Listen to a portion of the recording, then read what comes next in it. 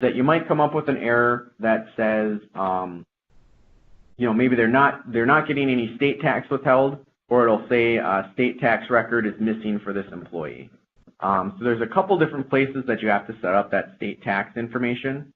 So first of all, under cards and state tax, you want to make sure that you have for the employee, you have a state tax record assigned for them.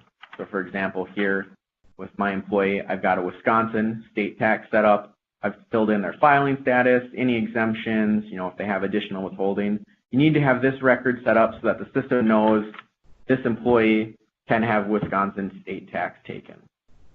But then what happens is on the individual payroll transactions, we actually have to assign that specific state to each transaction.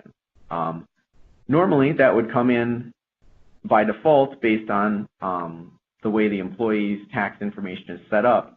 But sometimes if you don't catch that right away, you might start entering transactions and it won't have that state tax associated with the transaction.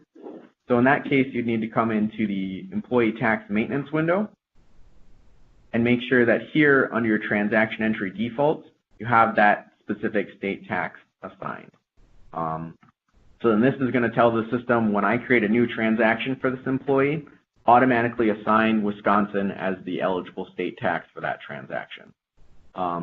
If this is something that you don't have set up initially, you go and enter in payroll transactions for the week and then you realize that that's missing, just know that setting this here in the tax maintenance window will not retroactively apply to any transactions that are already in the system. So if you go and assign this after the fact, you'll have to go back into each of your payroll transactions and either delete them for the employee and re-add them so that it picks up that default setting, or you can manually set that state tax on the transaction. You would just pull open that window. Let me see if I have a batch here I can look at real quick.